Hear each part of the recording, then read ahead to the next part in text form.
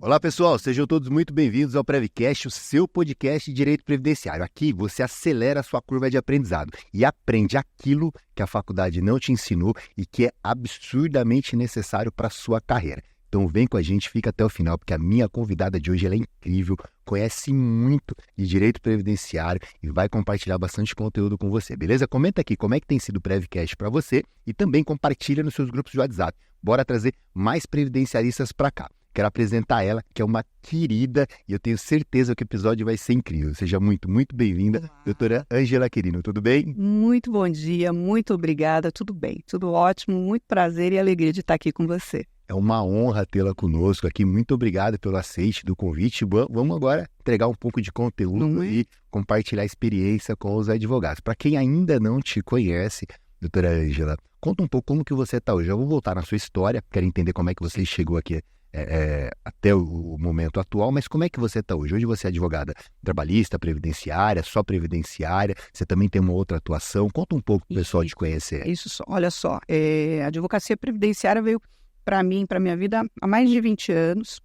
Eu sou advogada desde 2001 e em 2003 eu comecei a atuar na área. Meu primeiro processo é de 2003, inclusive. E essa área é aquela área que você tem que estar muito próxima do cliente. Como eu sempre tive essa característica de ser muito faladeira, de querer conversar, eu valorizo muito essa interação que a gente precisa ter com o cliente, ela virou um dos carros-chefes do meu escritório, embora não atuemos só nessa área, né? Temos lá eu, meu filho, que trabalhamos juntos, mas a questão previdenciária é aquela que, na minha opinião, exige uma dedicação constante. Não é isso? Sim. É tudo muito novo, é tudo muito diferente. E não é só aquela coisa de dizer que cada caso é um caso, dizer que isso é uma coisa generalizada. Não, cada caso é um caso mesmo, né? Então, ela virou, a advocacia previdenciária virou o ponto principal lá do escritório e eu continuo nessas indas e vindas, apesar de outras atividades que eu tenho, sempre ali dando uma atenção especial para a advocacia previdenciária para eu não me desatualizar. Maravilha. Hoje você tem uma outra atividade também, é Secretaria de Habitação? Isso. Desde 2021 eu assumi a Secretaria de Habitação lá em Itaquá. Então essa é uma atividade que é incompatível com a advocacia, mas depois de 20 anos advogando na área, não tinha como deixar para lá. Então eu continuo, sim, supervisionando, olhando, acompanhando e estudando, porque quando eu posso fazer, recentemente, por exemplo, eu fiquei afastada da secretaria, então eu voltei inteiramente para cuidar dos processos dos clientes, porque não dá para perder a proximidade que a gente tem com a matéria e também não dá para ficar tanto tempo sem estudar, porque a desatualização é automática, né? É rápida, é coisa de uma semana a gente já perde as novidades do direito previdenciário. Olha que louco, você é de uma época, e eu comecei em 2005, e a mãe, a doutora Valéria, iniciou a advocacia em 2003, na mesma época que você. E você se lembra muito bem que é um momento completamente diferente do de hoje, que a gente você chegou a dormir na fila do INSS para aposentar pessoas, via aquelas brigas que acontecia na fila, o pessoal furando fila, levava banquinho. Vendendo, né? Vendendo lugar na fila, sim, era tudo muito difícil, muito complicado, né? A era digital facilitou muito, entender melhor como é que é o aspecto do processo administrativo também trouxe para o advogado, na minha opinião, algumas facilidades, mas mais do que isso, né? O direito previdenciário passou a ser enxergado como uma coisa muito importante da vida da sociedade. Isso não acontecia muito antes, né? Porque tinha-se a impressão que a aposentadoria era uma coisa muito distante, ninguém nunca ia chegar nesse momento. Agora não, entendeu-se que não é só a aposentadoria por idade por tempo de contribuição, que essa proteção social no INSS ela se estende a outras situações e as portas do INSS foram, de certa forma, né, abertas para a população, para a sociedade e para os advogados também, né? Legal, interessante. Caramba, 20 anos aí, 21 anos de advocacia, deve ter bastante história aí para compartilhar com a gente, deve ter vivido muitos desafios. Você sabe que eu comentava esses dias a respeito do meu primeiro processo. O meu primeiro processo previdenciário, Começou no administrativo, passando por todas essas questões, aí uma dificuldade para conseguir cópia do processo administrativo, né? Quem é da mesma época do que eu gosta muito de papel. Hoje está tudo muito mais digital, né? Então tem gente que tem tudo digital no escritório. Eu ainda não consigo, admito, né? E então começou com essa dificuldade de obter todas as informações. Era uma pensão por morte que tinha sido indeferida na esfera administrativa de um metalúrgico por perda de qualidade de segurado. E esse caso ficou muito emblemático porque recentemente, veja, foi um processo que foi iniciado em 2003, a decisão terminativa saiu em 2017 e aí entra na fase de execução, foi para, enfim, 2021 aproximadamente acabou mesmo a brincadeira. E aí, a maioridade. Exatamente. Isso virou uma pasta no escritório, né? Uma pasta daquelas AZ enorme, com todas as peças, e recentemente eu fiquei com dó de tudo foi digitalizado lá, mas esse processo eu mantive lá, porque é um marco na minha história enquanto advogada previdenciarista. E eu fui esses dias olhar e tal, eu fico apegada ainda com alguns clientes, por exemplo, os clientes previdenciários, eu continuo fazendo as declarações de imposto de renda deles, para que eles não tenham problema, não façam do jeito errado e tal. Tem uma assessoria que me ajuda com isso. E eu olhei a inicial, era de um jeito, né? Início de advocacia. Eu olhei o recurso de apelação, já tinha outra característica diferente. E aí eu fui vendo não só a evolução do direito previdenciário, mas a nossa evolução enquanto profissional na área. Não é? Aquilo que eu escrevi na inicial, eu falei, nossa, mas, né, puxa vida, né? E a gente vai evoluindo mesmo. Então, quando a gente olha para o direito previdenciário, é muito disso, né? Essa evolução constante, porque é uma matéria que nos obriga a estar mudando de aspecto, mudando de estratégia, mudando de argumento. Você falou uma coisa agora, quando eu dou mentoria para alguns advogados, eles falam assim, pô, Danilo, você está aí com vários escritórios, tal, não sei o que, cara, eu preciso fazer isso. E as redes sociais, ela impõe muitas vezes para as pessoas uma certa pressão. Sim. Você olha pessoas performando e você fala, pô, tá todo mundo fazendo isso, só eu que não. Mas o que você trouxe como reflexão é muito interessante. A nossa régua está em nós mesmos. Eu não posso nunca me comparar com o outro, porque a minha história é a minha história, a história da doutora Ângela, a história da doutora Ângela. Eu preciso respeitar cada história, cada um teve a sua.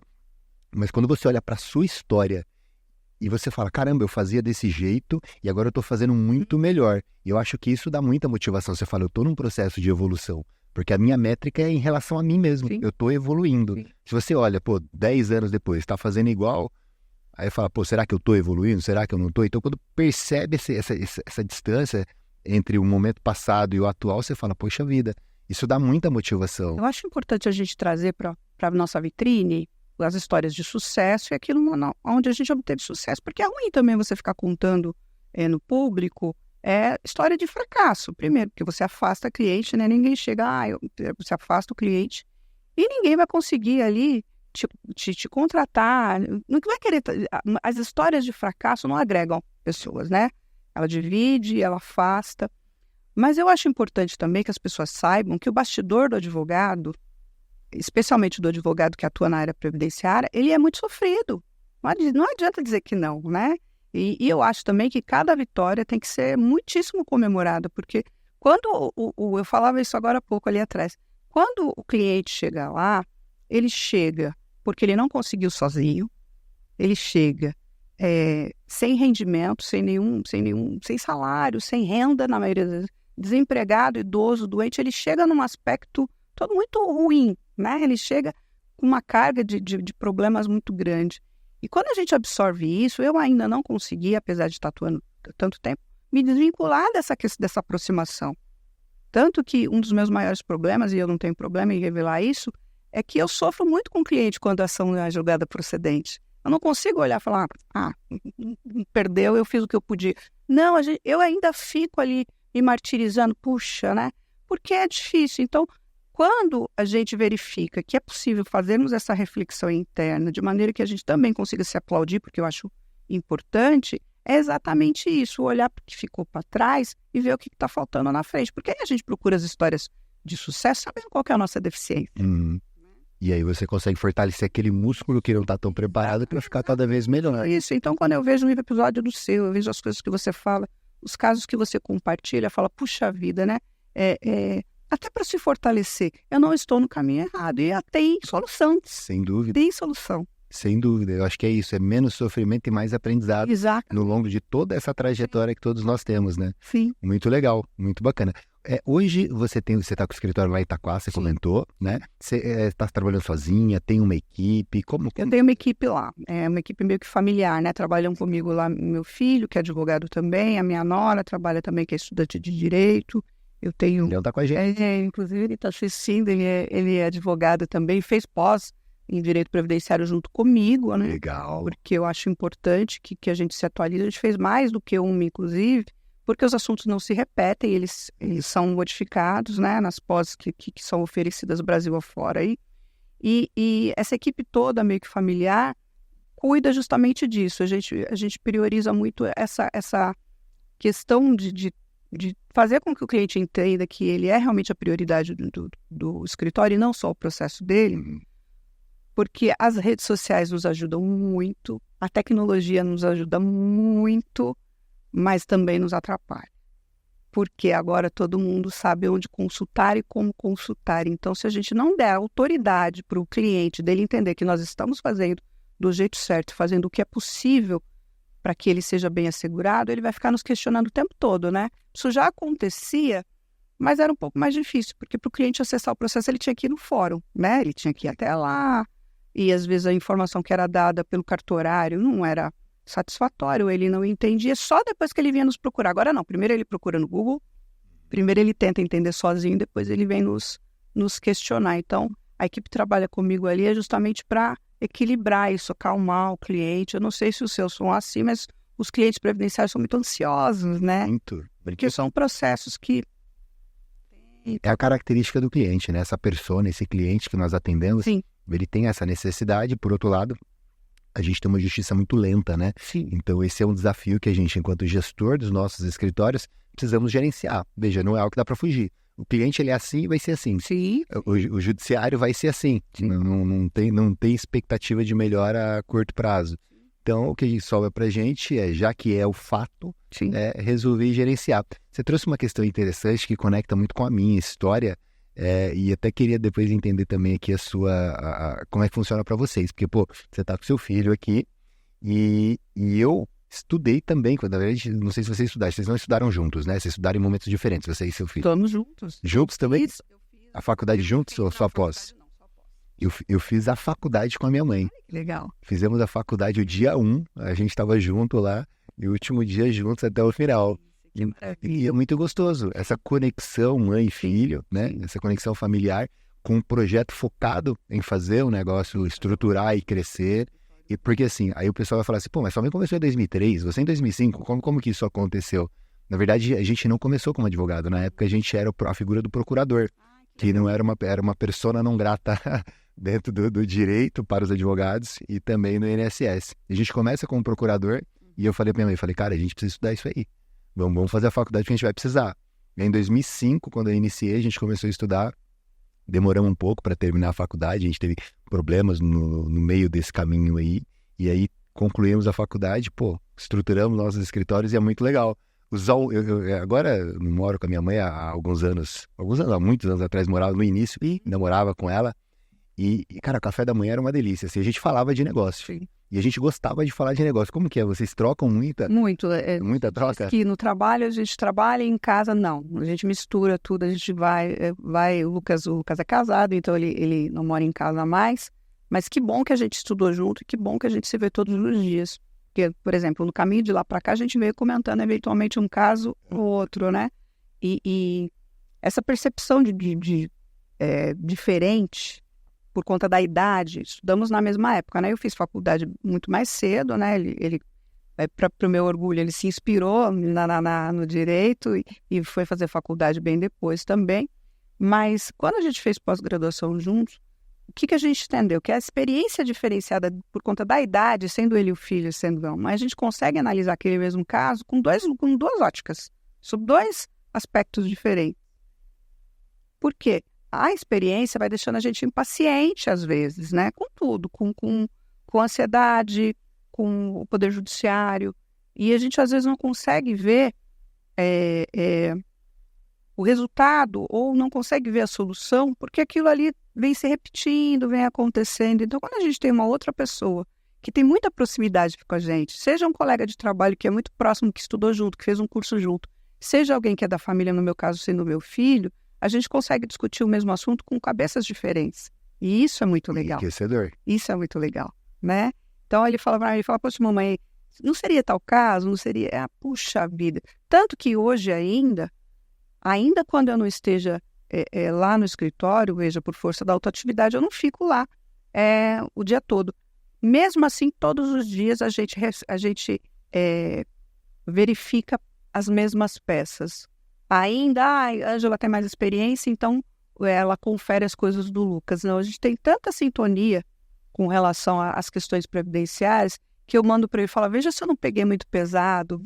Olha, eu acho que aqui... E ele faz a mesma coisa. Então, não é uma correção, é um compartilhamento mesmo de conhecimento e de pensamento, né? Fala, putz, não pensei nisso. E eu acho que feliz daquele que tem no seu escritório alguém que atue na mesma área e que possa compartilhar esse tipo de coisa, né?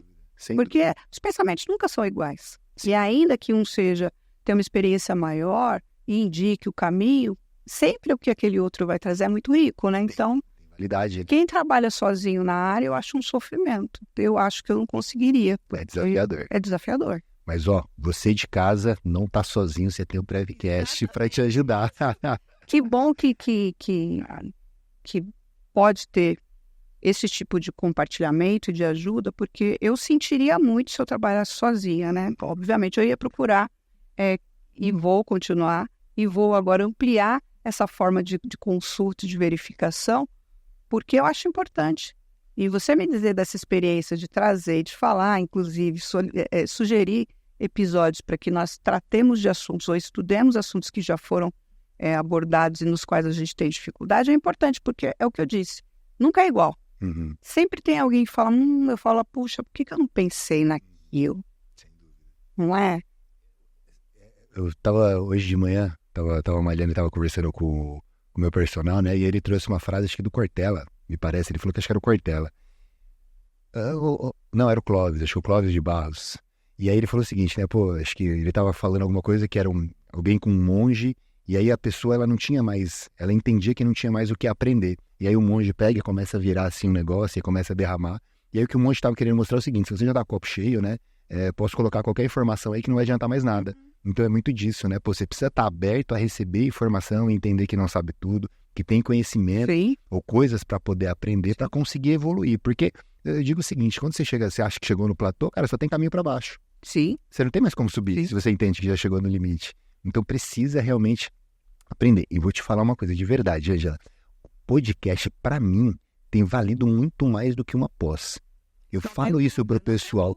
Troca de experiências como essa, elas me enriquecem demais. Aí eu falo, caramba, que interessante. Olha como que ela faz tal coisa. Olha como que eles pensam tal coisa. Olha tal situação. E aí eu vou tendo alguns insights, é o que você falou. Tem coisa que eu valido. Falo, pô, legal, eles fazem assim, eu também faço assim, bacana. Tem coisa que a galera faz diferente. Eu falo, interessante, porque eu não tinha pensado nisso. E você vai enriquecendo, mas tem que estar aberto, né? Tem que estar com um copo não tão cheio para poder encher um pouco mais de conteúdo e informação. E isso é muito bom. E o previdenciarista não tem jeito, porque é um estudioso sempre, né? Você tem uma rotina de estudos e... Eu faço parte de alguns grupos ainda, né? Porque muda muito. Instrução normativa, pelo amor de Deus, né? Eu acompanho muitos e muitos nomes de direito previdenciário e tendo, né, uma atuação. A minha atuação é muito na área previdenciária e muito na área possessória e habitacional. Mas o direito previdenciário veio para mim quando eu estava no movimento de moradia, no começo da minha vida como estudante de direito e tal. Eu era estagiária num movimento de moradia, então, né, focada para a questão habitacional. E lá nesse movimento de moradia tinha um grupo de idosos. Começaram a compartilhar comigo essas experiências, as dificuldades que eles tinham em conseguir suas aposentadorias. E olha, puxa, como que se poderia, o tratamento inadequado, porque o tratamento era inadequado antes, não é verdade, né? O servidor do INSS, ele tinha aquela coisa muito distante, né? Não quero aqui fazer nenhuma crítica, porque eu não acho, pode ser que eu não esteja sendo justa com alguns, porque eu tive problemas na minha carreira e acredito que o professor também, mas eu tive servidores que foram primorosos em seus atendimentos, e eles me diziam muito isso, né? Eles são muito técnicos, eles não nos recebem bem, isso pode nos ajudar e tal, porque quando a gente é estagiário, a gente quer abraçar o mundo e a gente é realmente muito acessível, né? A gente quer aprender, aquela experiência daquela pessoa vai nos transformar também. E aí eu fui verificar aquelas coisas e tal, e falei, putz, e apareceu para mim a oportunidade de fazer um treinamento dentro da agência do INSS. E foi o que aconteceu, eu fiz. E quando eu vim de lá, eu vim com aquelas informações, falei, puxa vida, né? Não é um caminho tão difícil, tão árduo para as pessoas, por isso que elas não conseguem sozinhas. Deixa eu ver como é que é advogar nessa área. E deu super certo e foi muito bom. Mas o que eu percebi desde sempre, mas isso eu tive que ir aperfeiçoando, que eu acho interessante, que a pessoa chega no teu escritório sozinha, mas quando o processo finaliza, especialmente se for um processo de sentença favorável e de execução boa, né, de precatórios de RPV, ela não vem sozinha, mas ela vem acompanhada, né? Aí aparecem todos os pais, né? É comum, né? Todas as pessoas, o filho, a filha, um parente, todo mundo vira entendedor do assunto e todo mundo quer justificativa, quer cobrar ali a sua atuação, quer entender como que vai ser e tal. Isso no começo me aborrecia muito, porque eu achava injusto com aquela pessoa que estava ali, que veio procurar sozinha. Eu achava que ela estava abandonada no começo e de repente ainda é assim. Isso é comum. A gente entender que no começo, quando a pessoa não tem nenhuma perspectiva de vida, ela não tem salário, ela não tem nada, é difícil agregar pessoas, porque ela está numa situação difícil. E quando a vida dela tem uma melhora, quando ela passa a melhorar, outras pessoas se aproximam, porque também precisam de ajuda. Ou, infelizmente, porque às vezes querem se aproveitar. Essa é a verdade. Isso no começo me irritava muito. Então, fazer esse caminho de entender que é natural, às vezes, é difícil, né? Porque o advogado previdenciarista, professor, você vai concordar comigo, ele é meio justiceiro também, não é? Porque você quer acabar também com aquela desigualdade social, com aquela inexistência de poder de compra que a pessoa tem, com aquela vulnerabilidade. Então, eu ficava muito aborrecida quando eu pegava determinadas sentenças, determinados pareceres e laudos. Eu queria atacar o juiz, eu queria atacar. Então, a experiência traz para a gente essa maturidade, né? De falar, calma.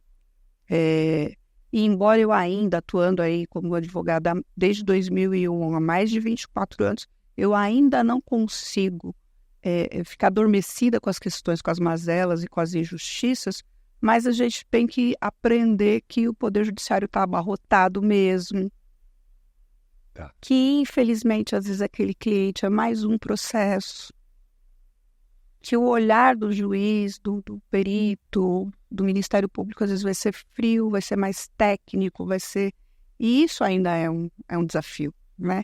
Então é por isso que eu acho que o advogado previdenciarista que não quer ser acolhedor, ele não consegue ali ter sucesso. Ele tem que realmente pegar aquele cliente e falar, olha, eu vou cuidar de você e se der tudo errado eu tô aqui, porque às vezes dá, né? Dá, sem dúvida, sem dúvida. Ângela, dentro desse pensamento de educação e autodesenvolvimento na advocacia, eu queria até uma opinião sua, um feedback seu em relação a esse ponto, que é o seguinte: quando eu trago Previcast, eu trago para tentar solucionar o que na minha cabeça é uma dor para alguns advogados. E eu percebo que alguns entendem que tem essa dor e outros não entendem muito bem. Eu divido os momentos, as etapas talvez da advocacia, pelo menos em 3 pontos importantes aqui. A faculdade, que você acha que você vai ser o Harvey Specter, né? Eu acho que é uma vida maravilhosa. O início ali da advocacia, em que você está com a carteira da ordem na mão, prospectando os primeiros clientes, é um baita de um desafio. Vou falar 4, na verdade, 4 momentos. Aquele momento em que você já é o advogado técnico e reconhecido e tem um volume muito grande de processos. E aí, aqui é um momento de transição, que é onde eu trago o Previcast, que é a parte que você não é mais só advogado, mas você é um gestor de um negócio jurídico. Você é dono de uma empresa jurídica. Na minha cabeça, isso aconteceu sempre do início. Porque, como eu te disse, eu comecei como procurador. Então, eu nunca nem comecei com a cabeça de advogado. Eu comecei com a cabeça de empreendedor mesmo. Sim. Mas uma parte dos advogados não tem essa visão. Para você já tem madura essa visão de gestão de negócio? Você entende que os advogados não têm isso ou têm? Talvez é uma visão ainda equivocada da minha parte. Como é que você enxerga essa questão da importância não apenas do desenvolvimento pessoal técnico jurídico, mas também técnico administrativo, gerencial, pensamento de marketing, pensamento de venda, prospecção de clientes, fidelização de marca, sei lá. Então, na parte de gestão tem várias coisas. Você entende que a advocacia ela não olha muito ainda para isso? Ou olha? Como é que é a sua visão? Eu acho que não olha. Não olha, né? Eu acho que não olha. Vou dizer que essa também é uma deficiência que eu sinto comigo lá no meu escritório. Porque o que acontece? Enquanto a advocacia não for pensada como uma empresa, não criar esses mecanismos de organização, de gerenciamento, de prospecção, né, e de mostrar... A gente já tem as limitações que são impostas inerentes pela própria OAB, né? Essa é uma questão ali frágil, que a gente tem que sempre tomar cuidado para não ir além daquilo que a lei permite, do que o nosso estatuto... a gente tem, né? Tem a questão da seriedade, da demonstração que a gente tem que passar para a sociedade, que é o que a própria profissão exige, né? A gente tem que ser muito carismático, muito, muito protetor, mas não tanto, né? Porque é toda uma questão muito séria, toda uma... Então, eu vejo muito essa dificuldade porque a gente mistura muito a questão de advogar com fazer audiência, com tomar conta do escritório. Então, uma equipe muito boa por trás disso, que tem esse time, talvez não precise ter pelo menos é o que não precisa ter esse entendimento, essa compreensão, essa inserção direto na vida do cliente ou da vida do processo, mas sim na vida do escritório, que eu acho que precisa acontecer. E é o que eu tento fazer agora. Porque o que acontece comigo que se eu perco esse time, primeiro que a gente mistura a conta própria com conta do escritório e vira uma bagunça, né? A gente paga a coisa do escritório, enfim, tem essa questão. Segundo, que a gente não consegue passar para o cliente a direção dele entender que, embora ele esteja ali com um profissional da área de humanas, cuidando de um problema da vida dele, aquilo ali tem que ter uma metodologia, tem que ter um horário, tem que ter uma forma de atendimento, tem que ter alguma coisa que tem que ser observada, e tem que ter prazo para cumprir. Porque também o cliente se perde nisso e vira aquela coisa, olha, eu estou conversando com você porque você precisa me trazer tal documento, mas o meu prazo é sexta-feira. Aí o cara fala com você, pergunta da sua mãe, pergunta da sua vida, você toma um café, vai embora e esquece que aquilo ali era uma coisa que precisava ser cumprida. Então essa coisa de fazer aquilo, ter uma seriedade e ter uma certa burocracia que ninguém quer, ninguém gosta, essa é a verdade, é importante. Porque eu acho que o profissional que consegue demonstrar isso, mesmo no processo, olha como está organizado, olha como a metodologia, a gente usa um método eficaz, ele consegue também mostrar autoridade no Poder Judiciário. Melhora a sua imagem. Exatamente. Exatamente. E é uma das estratégias aí, sem dúvidas. Eu, até compartilhando, você disse que tem alguns desafios enfrentando, né, em relação a essa questão. Eu vou compartilhar com você, com o pessoal de casa, algo que para mim foi muito importante, fez com que a Advocacia Schettini ela crescesse muito e pode eventualmente ajudar você ou alguém que está em casa, que são pelo menos 2 pilares importantes. Eu, inclusive, criei um curso para advogados, né, em que eu trabalho 3 pilares. 2 deles são, para mim, fundamentais. Os 3 são importantíssimos, né, que eu falo de mais clientes, negócio lucrativo e qualidade de vida. O negócio lucrativo, ele é meio óbvio, mas nem todo mundo entende isso, né, que a advocacia ela precisa dar lucro, não é só também por amor. Precisa ser por amor, é evidente, eu preciso fazer um trabalho muito qualificado, mas eu preciso, no final dos contos, no final do dia, pagar a conta. Né? Isso precisa dar lucro e também eu conseguir realizar meus sonhos com a advocacia. Mas o pilar mais clientes, que é o que eu chamo de vendas, né? Então, você precisa pensar em prospecção de clientes, fidelização de clientes. Passa muito aqui o marketing e as estratégias de venda. E o outro pilar é a estruturação organizacional, que é a qualidade de vida, que está aqui. Delegar tarefas, né? Por exemplo, a gente tem aqui 2 pessoas que são meus braços, eu devo ter alguns braços direitos. Doutor Tops, tem vários braços. Todo o marketing da Advocacia Schettini é controlado pela Daiane. A Daiane me auxilia muito. Eu tenho a Cláudia, que é uma assistente pessoal que ajuda a cuidar da minha vida. Me ajuda em coisas pessoais, assim, cara, resolve, eu não preciso me preocupar. E quando eu tenho mais pessoas me auxiliando, eu tenho a capacidade de realmente fazer mais coisas. Isso, para mim, foi transformador. Então, a Advocacia Schettini está com uns 45 colaboradores, mais ou menos, né? 45 colaboradores. Então, assim, é muita gente fazendo muita coisa. Isso é a qualidade de vida. Eu consigo parar aqui, fazer um podcast, compartilhar conteúdo com o pessoal. Sim. E o outro pilar que eu penso que é a prospecção de clientes. Sim. Porque se eu não consigo fazer frente aos compromissos que eu tenho com essas 45 pessoas, que por trás tem 45 famílias, né? Se eu não conseguir prospectar clientes e entrar dinheiro para eu poder pagar a conta. Exatamente. Então são 2 pilares que para mim deu muito certo. Acho que assim, sabe, se a galera entender isso, eu acho que já muda muito. Aliás, Xandão, deixa o link depois na descrição aí pra galera, vai ficar embaixo, vai ficar acho que na descrição do vídeo, né? Mas é isso. Então assim, eu acho que isso faz muito sentido. Faz sentido pra você? Você acha? Completamente. Porque o que acontece? As coisas vão ser, não. A gente vai se atropelando na vida jurídica, né? Uhum. Aquela coisa do... A mistura de advogado e de gestor. Exatamente. E quando a gente toma a frente disso só, às vezes a gente se perde. É natural. Não tem como. Tem atividades que são muito próximas e muito próprias nossas, mas outras que não. Uma coisa que eu acho muito importante e que eu acho que o advogado não consegue delegar é a atuação direta. Tanto que eu falo muito para as pessoas que me conhecem, falo, eu não faço questão nenhuma que me chame de doutora, pode me chamar só pelo nome. Porque não é aqui conversando com você que eu tenho que impor o que eu aprendi na faculdade ou a questão técnica. Você tem que entender, você não é advogado, você tem que entender o que eu estou te falando e o que o direito vai te proporcionar se for atuação julgada procedente. Então, essa questão dos bastidores e essa questão do andamento do processo, essas questões técnicas que acontecem no que é feito fora da nossa atuação direta, se outra pessoa puder fazer, perfeito. É uma coisa que a gente não precisa se preocupar. Porque quando a gente chega na audiência, é lá que o cliente quer saber se você sabe. Às vezes, eu não sei se você já passou por isso, professor, a gente vai para uma audiência sem precisar dizer mais nada, porque a gente já fez tudo que precisava ser feito no processo. A gente fez uma boa inicial, a gente quesitou do jeito certo, a gente juntou os documentos da forma adequada, não precisa... Mas se a gente chegar para o cliente, para só esperar o juiz falar, a gente vai embora com o cliente achando que a gente não fez nada. Não fez nada. Não é? Ele quer ver advogado fazer barulho. E que o cliente... Então, quando eu comecei a perceber isso, eu entendi que é ali que o cliente... Quando a gente vai para a audiência ou quando a gente vai para algum ato que é nosso próprio de advogado e o cliente está junto, é ali que você passa a ser analisado se você é um bom advogado. Uhum. Forma como você dá...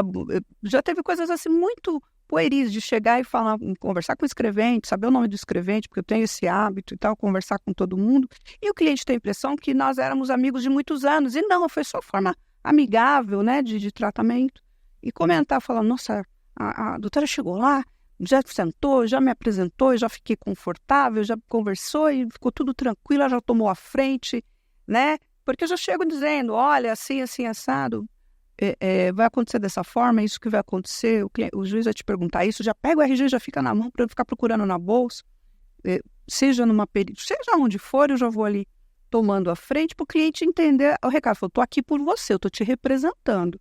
Na hora que eu te passar a bola, você saca, por favor, você...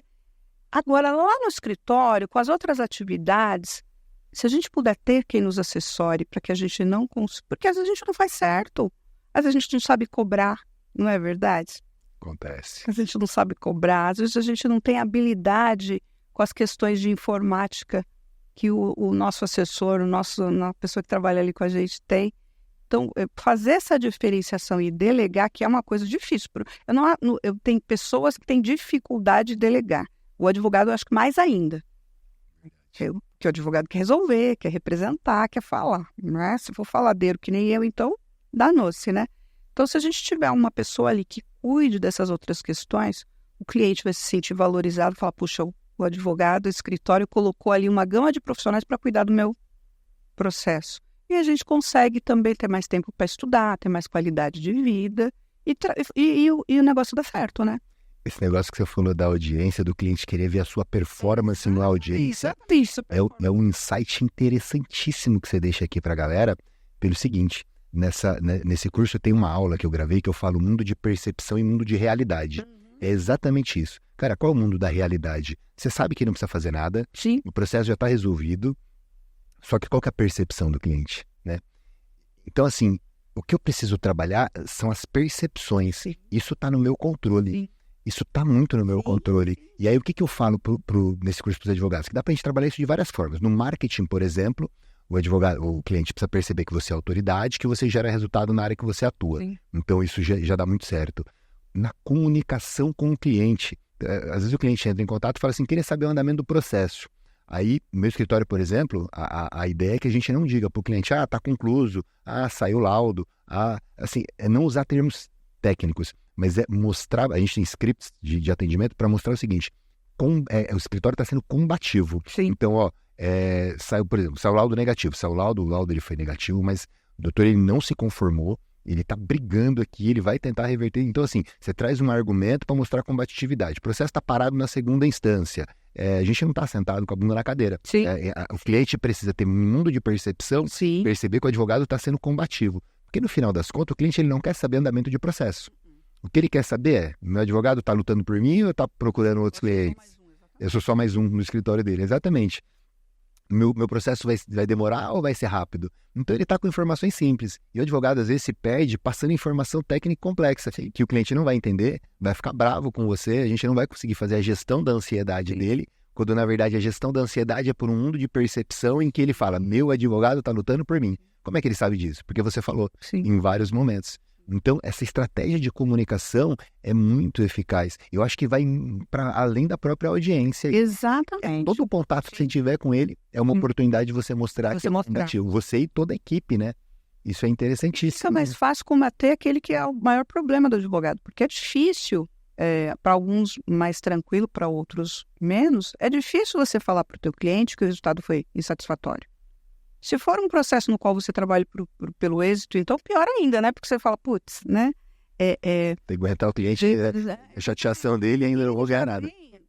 Com aquela informação, se ele consultou e eles consultam, né, muito, ele já vai vir com a informação técnica, ele vai ler, ele quer uma explicação do que aquilo significa. E se você não mostrar que você está atento a esses sinais, de que você sabe como resolver, e que você fez o que foi necessário, ele vai falar, né? Não tem como, porque eles chegam sempre daquele jeitinho. Eu sei, que eu entrei em contato para o doutor não esquecer e tal, né? E a gente faz todo aquele argumento, não vou me esquecer, é impossível e tal. Sei que a senhora está sem tempo, eu sei que... Então, essa metodologia... É a percepção dele. A percepção dele, você está sem... É isso mesmo, ele acha que a gente está sem tempo. Você viu que saiu lá, né? Então, assim, explicar qual que é o momento da nossa atuação, porque às vezes eles não entendem, entender que, por exemplo, é difícil para você explicar para um cliente, pelo menos é isso que eu percebo, que apesar a gente pode fazer a manifestação no primeiro dia ou no último, o resultado vai ser o mesmo, porque o sistema o juiz não vai se manifestar antes. Ele vai esperar o prazo, né? Só depois que sair aquela certidão lá do prazo, é que ele vai para a próxima fase, não é? E aí a gente tem que ter cuidado para explicar, porque eu também acho, sabe, professor, que quando a gente explica um pouco essa tecnicidade do processo, a gente explica um pouco, que a gente entende como que o sistema funciona, a pessoa fala, ela sabe o que está fazendo. Ela sabe, só fala, poxa, mas toda hora você me liga para perguntar a mesma coisa, calma, quando sair eu te aviso, né? Não é esse o caminho. Vai perder. Não é isso que ele está esperando, não é isso. E o grande desafio que é de prospectar o cliente é maior ainda no direito previdenciário, porque um cliente insatisfeito, ele, na minha opinião, ele contamina muitos. Sem dúvida. E como no mundo previdenciário muita coisa acontece por indicação e por gratidão, né? Olha, você aposentou meu pai, puxa, eu estou tão feliz, ele também ficou tão feliz, mudou para o interior, eu tenho um divórcio para fazer. Você faz divórcio também? Não é assim que acontece, exato, né? É claro que as estratégias de marketing não podem ir só por esse caminho, porque a vida hoje é muito dinâmica e muito virtual, né? Então, eu vejo que o que você oferece no caminho de marketing para prospecção de novos clientes é surreal de avassalador, porque acontece de verdade. E a sua experiência mostra isso. Você não está contando uma história, né? A sua experiência de captação demonstra que o caminho de resolver os problemas você consegue de trazer mais cliente. Mas sempre vai ser, e eu falo muito isso, sempre vai ser o tratamento com pessoa, né? Sim.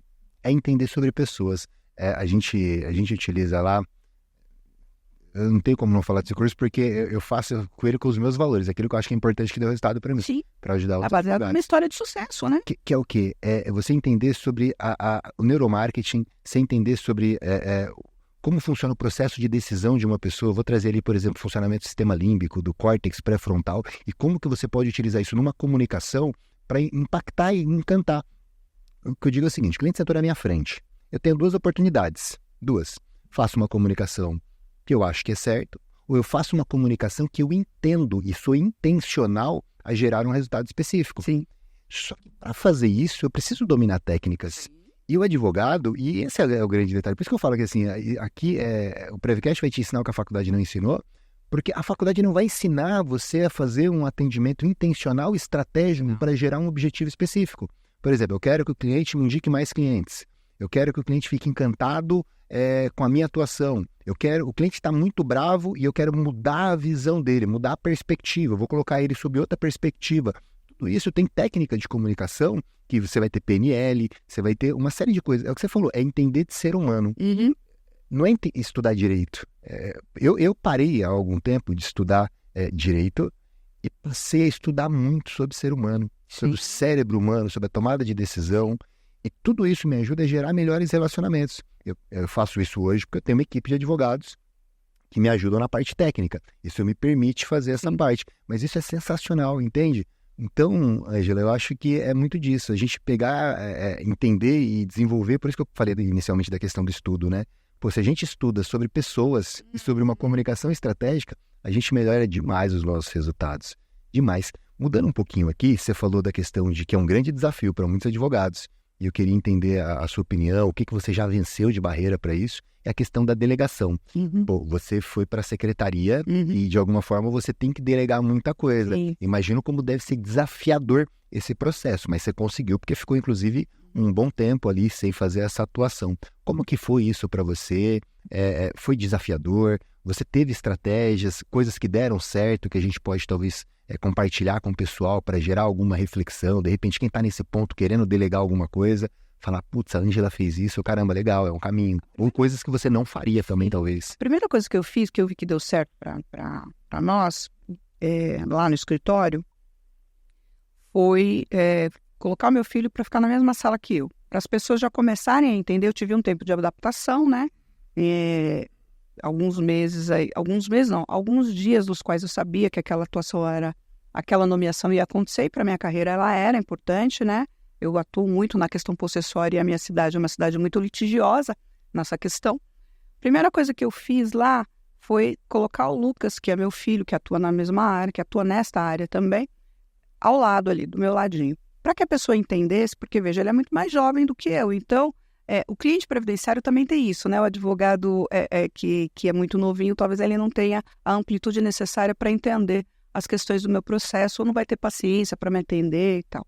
Então, coloquei o Lucas ali próximo de mim, para que aquelas pessoas que fossem olha, o Lucas aqui vai começar a cuidar do processo, ele vai estar sempre aqui, porque talvez você não consiga conversar comigo, para que você não se sinta desprotegido. Não foi um processo de desmame do cliente, mas um processo de adequar o atendimento para a pessoa sentir a segurança que ela tinha em mim. Porque uma passagem segura de bastão. Exatamente. O cliente previdenciário, ele é muito personalíssimo, né? Ele quer você ali, né? Os clientes, de uma forma geral, sim. Mas o previdenciário tem mais isso, porque você ouve as dores dele, você vê onde ele está com dor, você entende o que aconteceu. Então, uma das coisas que eu fiz foi justamente isso. E, embora eu tenha me afastado da atuação por impedimento, eu continuei em contato com ele de forma permanente. Então, ainda que ele pudesse ser atendido a hora que ele quisesse lá no escritório, pelo Lucas, ou para retirar o documento, conversar com um dos assessores, conversar com a secretária para tirar uma data de perícia, para verificar uma cópia de documento, o que quer que fosse, ainda assim a porta para conversar comigo sempre ficou aberta. O que virou um desdobro, né, de tempo, porque ou eu tinha que falar com essa pessoa fora do horário de expediente, ou então eu comecei a fazer isso aos finais de semana. Mas foi necessário, porque eu não conseguia, e nem queria, e nem quero, desfazer uma vida de 20 anos como advogada. Até porque é um cargo que não é permanente, né? É um cargo político. De repente, né, ser secretário é um cargo político. De repente, eu tenho que voltar para a advocacia de uma forma pungente, eu tenho que entender que é ali que é a minha seara, é dali que tem que sair o meu sustento. Então, eu tenho muito respeito pelos clientes. E uma coisa que me ajudou muito foi a facilidade da internet e a facilidade da tecnologia, porque agora a gente consegue fazer atendimento virtual, né?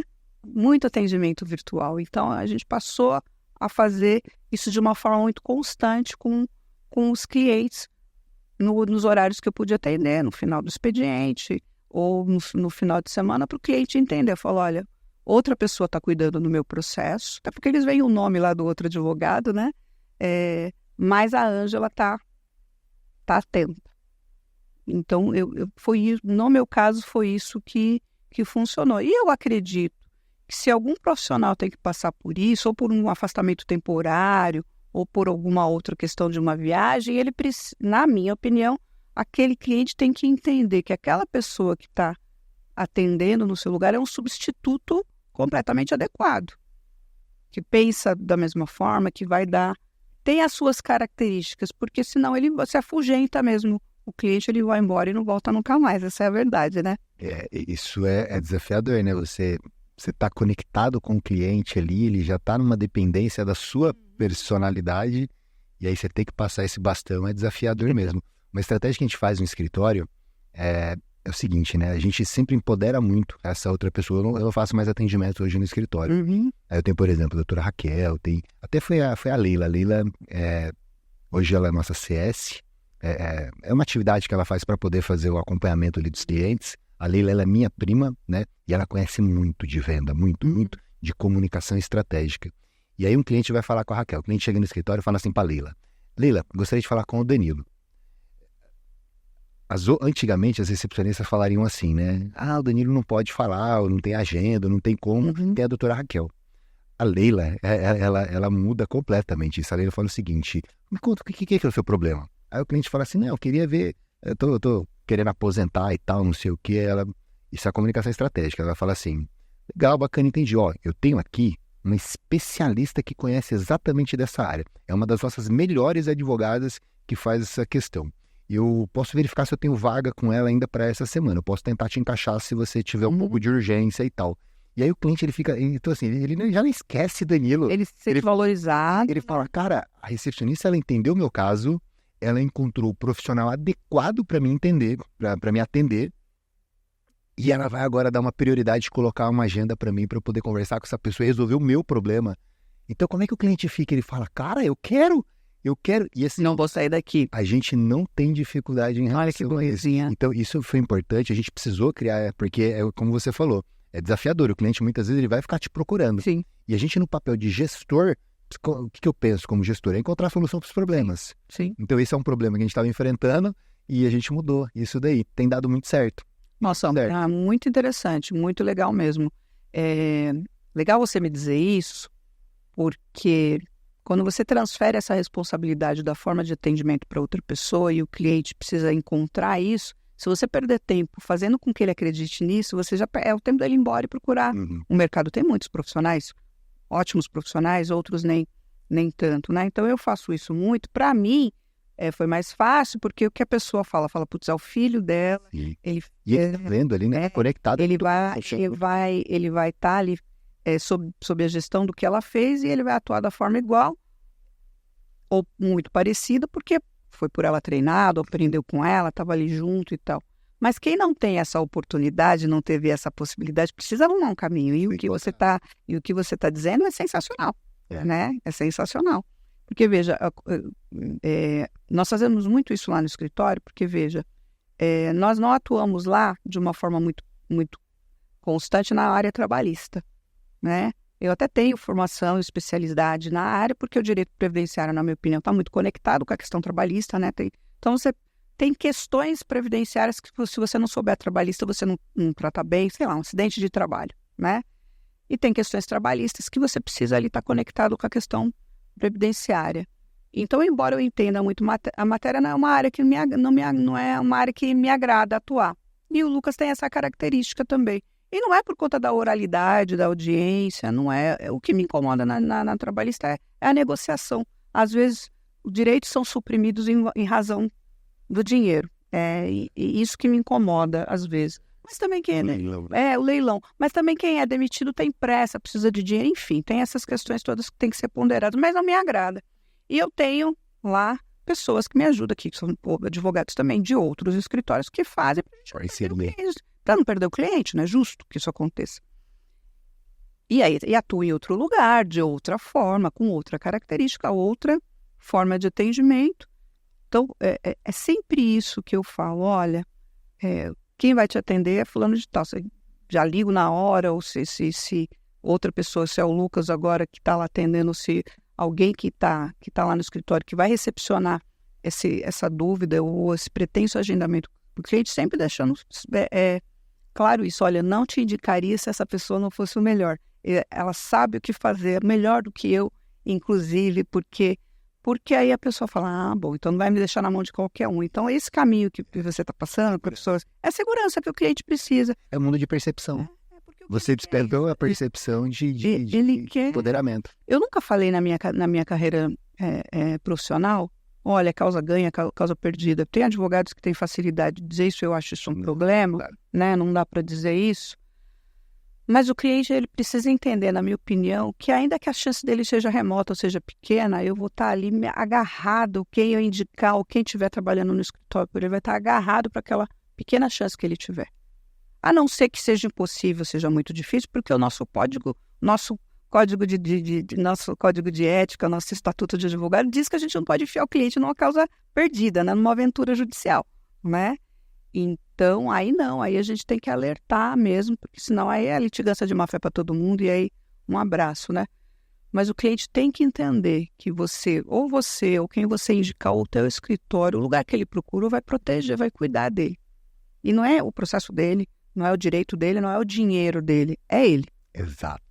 É sobre a pessoa. Sim. Por isso que eu falei, é estudar sobre pessoas. Sim. Porque não é sobre o processo. Sim. É sobre pessoa, é sobre a dor que ela tem, né? E quando você conforta ela na dor dela, cara, isso eu acho um detalhe fantástico. Por isso que a gente fala, você vai conversar com o especialista, conhece desse cara, ela tá com a dor, ela aceita a dor dele. Cara, assim, minha dor agora tem chance de ser sobre, criou esperança. Sim. E a esperança não é se o processo é ganho, né? Porque se a gente falar isso, a gente vai ter problema mesmo, sim. De fato. Mas é confortar essa angústia que a pessoa tem. Sim. Isso é sensacional, sensacional. Legal. E aí, em relação à parceria, eu queria também entender como que para você, porque você trouxe uma questão aqui interessantíssima. Uhum. Eu escolhi intencionalmente trabalhar com previdenciário, mas não perco a oportunidade. Se o cliente precisar ser atendido, a gente vai atender ele de uma outra forma, e aí eu escolhi fazer com parceiros. E aí é sempre aquele desafio. Tem parceiro que vai atender as suas expectativas, parceiros que às vezes não vai atender as suas expectativas. O que você deixa de dica para o pessoal partindo dessas suas parcerias que deram muito certo, que você entendeu que são muito prósperas? O que a gente pode compartilhar para a galera entender? Pô, eu só quero fazer previdenciário, mas não quero perder a oportunidade trabalhista. O que eles devem procurar num parceiro? Eu acho, pelo que funciona para mim, primeiro é estar muito bem alinhado com o parceiro. Ele tem que ser muito seu parceiro mesmo, né? E mais do que isso, eu acho que o parceiro tem que ver qual que é a sua expectativa com relação ao cliente também. Porque se é um cliente que você está indicando, o seu parceiro tem que falar, olha, fulano, você vai atender esse cliente, ele tem essa e essa característica. Então, eu gostaria que fosse assim, porque senão eu já tive essa percepção dele. Então, não vai dar certo se você for por esse caminho. Se você tem um parceiro que você não sabe qual a característica do trabalho dele, você não consegue proteger o seu cliente. Então, se acontecer algum problema, o cliente não vai reclamar pro parceiro. O cliente vai reclamar para você e de você. E eu já tive essa questão. Eu já tive, há algum tempo atrás, um cliente que veio e falou comigo, ele não ficou satisfeito com o que aconteceu. E eu falei, puxa vida, eu sinto muito, vou tentar reverter, né? Porque não é... A gente mostra na vitrine o caso de sucesso, mas a gente tem um bastidor que às vezes acontece algum problema. E o que fez eu entender isso e aprofundar o tratamento e a metodologia de trabalho com esse parceiro e a forma como que esse parceiro se remetia? Ele falou uma coisa que foi primordial. Ele falou, eu só fui conversar com a pessoa por sua causa, eu contratei você. eu contratei você. E eu já era assim, você sabia como eu era, então a pessoa não tinha que ter ficado aborrecida. Falei, puxa vida, então a culpa não foi dele nem do meu parceiro, foi minha que não o alertei de que o cliente tinha essa característica e que era um cliente importante para mim. Então, eu acho que, para mim, o que funciona é isso, é alinhar a expectativa. Comunicação clara. Deixar claro com o meu parceiro, olha, esse cliente aqui é um cliente que tem essas e essas características. Olha, o cliente ele gosta de retorno toda semana. Porque a gente sabe isso, não sabe? Quando é um cliente indicado. Então, uma pré-entrevista ali, eu nunca mando assim, olha, nunca mandei, a pessoa vai ser atendida por você e eu não vou ter uma conversinha prévia com ela antes. Porque eu preciso entender qual é a expectativa daquela pessoa, ainda que eu não atue naquele processo para ele. Porque para a pessoa ir direcionada, para mim, é o que funciona. Todas as vezes que eu não fiz isso da forma correta, ou não fiz isso de uma forma mais abrangente, não deu certo. Não deu certo, porque a pessoa se frustrou e ela não foi cobrar o parceiro. Ela veio me cobrar, falou, olha, eu fui por causa de você que me indicou. Que louco. E aí a sua imagem que vai ficando inchada.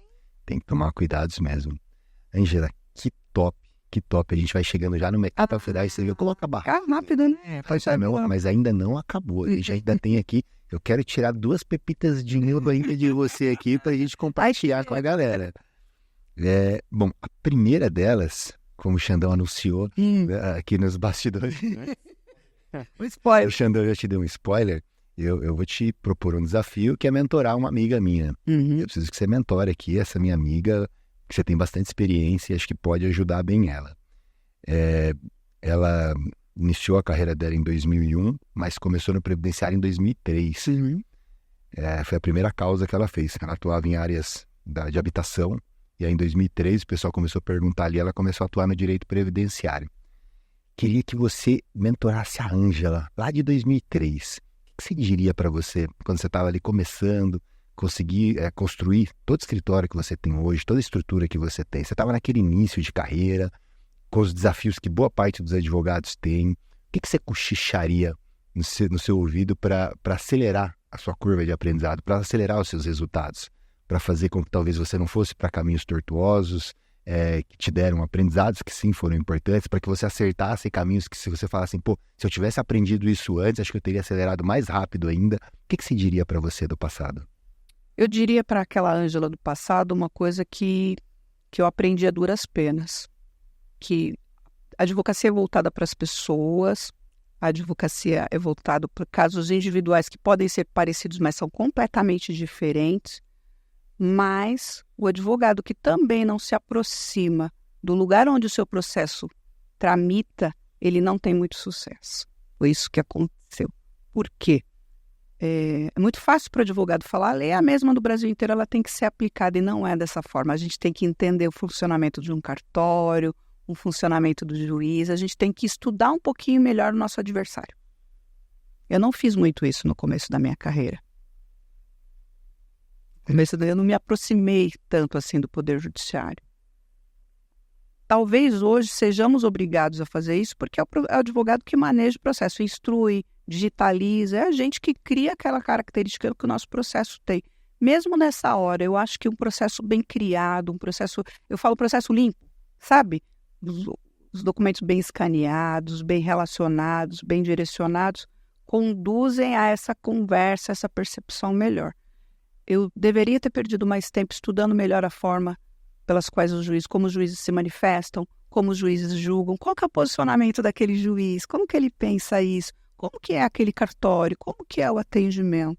Eu deveria ter perdido mais tempo com isso, porque isso faz toda a diferença. Quando a gente sabe como aquele lugar é, com quem a gente vai lidar, fica mais fácil. Talvez só a experiência seja capaz de trazer isso, mas eu deveria lá no começo ter sabido que ser uma conhecedora da lei, saber todos os aspectos. Eu ia para as audiências muito preparada, sabe? Eu sabia o processo do começo ao fim, eu sabia quais as perguntas fazer, e nem sempre isso, ou só isso, é o importante. Eu acho que entender ali o funcionamento, ter um pouco mais de proximidade, veja, não é tráfico de influência, não, muito pelo contrário. É saber que... Conhecer o campo onde eu vou jogar.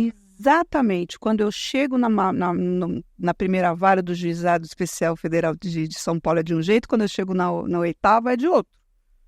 Então, eu acho que é importante esse estudo. E no começo da carreira eu não fiz isso, e eu me frustrei em algumas ocasiões. Top, que pepita de ouro importantíssima. Bom, a gente vai encerrando, vou deixar você fazer suas considerações finais aí para o nosso público. Antes, Ângela, queria te agradecer muito a participação, ter aceito o convite aqui de participar com a gente no Prevcast, compartilhar um pouco da sua história e de todo o aprendizado que você teve. Foi muito legal, acho que foi um papo realmente incrível em que a galera tem como ter absorvido muito conteúdo. Aliás, comentem depois aí o que vocês acharam, mas deixar você fazer suas considerações finais antes, te agradecendo muito. Muito obrigado mesmo pela participação. Eu adorei, eu sempre digo quando eu vou a um podcast que é o formato que eu mais gosto de participar, porque traz pra gente essa possibilidade de se colocar no lugar do outro e também expor as nossas dores no sentido de pedir ajuda, porque é difícil para quem é profissional há algum tempo na área dizer que fala, puxa, eu quero melhorar. E isso não tem que ser problema nenhum para ninguém, né? Dissemos isso aqui e eu acho que tem que ser a máxima. O que eu gosto da questão previdenciária é que os advogados que atuam na área previdenciária, na minha opinião, têm uma característica diferente dos advogados de outras áreas. Como eles estão sempre tratando com a dor alheia, eles também são mais unidos. Não é verdade? Não tem vergonha, não tem medo e não tem problema em compartilhar peças, entendimentos, ajustes. Eu acho que essa é a parte legal. E quando a gente tem a possibilidade de utilizar esse conhecimento e as ferramentas que você oferece, que são sempre voltadas às pessoas, ainda que se fale de marketing, de prospecção, eu acho que o mundo fica com outra cor. O mundo do previdenciarista fica de outra cor. Se a gente só olhar para os elementos técnicos, para as instruções normativas, a gente enlouquece e não advoga. Né? Essa é a questão. Então, assim, eu quero super agradecer, dizer que foi um prazer, que foi uma honra. Tomara que eu possa voltar outras vezes, que nós possamos conversar muito mais. Né? Já lhe adianto que eu sou agora, mais ainda sou stalker número 1, porque eu acho muito importante tudo que você diz, fala e ensina. E cada vez que alguém tem uma carreira de sucesso, está disposto a compartilhar isso com o mundo da advocacia, que vai ajudar mais pessoas, eu acho fantástico. A professora Adriana Bramante fala uma coisa que eu acho sensacional. Ela fala que cada benefício concedido é uma família modificada, né? E é exatamente isso, é que aquela família entenda que o advogado previdenciarista não está preocupado só com o caso dela, está preocupado com aquilo que vai manter a família dela alimentada, estruturada para o resto da vida. Então, que bom que a gente partilha da mesma matéria, dos mesmos pensamentos, e que bom que eu posso me espelhar em você e posso utilizar o seu conhecimento, a sua sabedoria para eu também melhorar. Obrigada, muito obrigada mesmo, viu? É recíproco, eu acho que eu aprendi muito também. Eu tenho dúvida, aprendi muito nesse episódio também, como na maioria aqui dos Prevcasts. Então, pô, muito obrigado, Angela. Obrigado mesmo, uma honra tê-la aqui conosco. E plagiando a doutora Adriane Bramante, você aí, ó, cada programa aqui, ele também transforma uma vida aí do outro lado. Eu tenho certeza.